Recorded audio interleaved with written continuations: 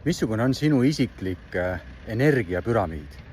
Ehk siis teisiti öelduna, mis on need tegevused, mille puhul sa tead, et kui need tegevused on tehtud või need sammud on tehtud sul kas siis päeva jooksul või nädala jooksul, siis sa tead, et sul on energia üleval, sa koged heaolu, sa tunned, et sa oled motiveeritud ja sa tunned, et sa oled produktiivne, et sa liigud edasi, sa liigud oma sihtide suunas.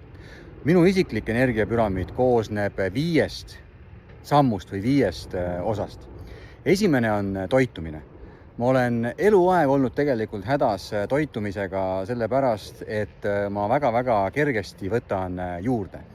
Ja seepärast alles kuskil 40-ndates eluaastates ma avastasin enda jaoks esiteks vahelduv paastumise ja teiseks erinevad sellised nipid, mis võimaldasid mul hoida oma toidukogused ja toitumissageduse kontrolli all. Ja täna ma jälgin seda näiteks, et ma alati lähtun ühe kausi süsteemist, mis tähendab seda, et ma võtan ühe kausitäie ja ma ei võta juurde, kuigi see isu võib algul olla ja toidukordade vahel ma ei näksi.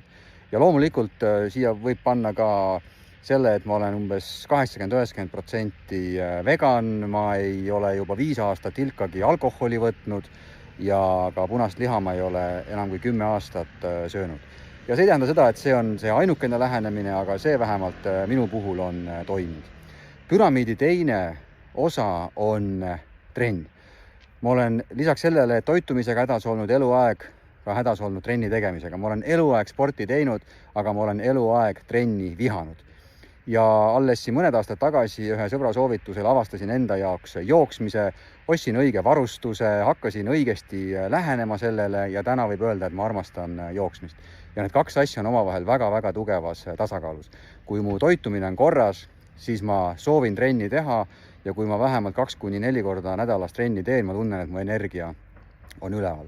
3. on eduelamus, ehk siis tegevused, mida ma teen tööalaselt.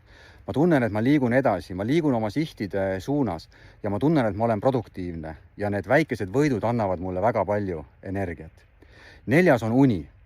Jällegi avastasin alles siin viimastel aastatel, kui oluline on tegelikult see 7-8 tundi päevas ära magada, minna õigel ajal voodisse, milleks on siis tüüpiliselt selline pool 11, et ma hiljemalt 11 magan ja sellisel juhul ma tunnen, et see annab mulle energiat. Ja viimane on igapäevased meditatsioonid. Ma iga hommik, iga õhtu võtan umbes 15-20 minutit, et istuda maha ja võtta see päev kokku.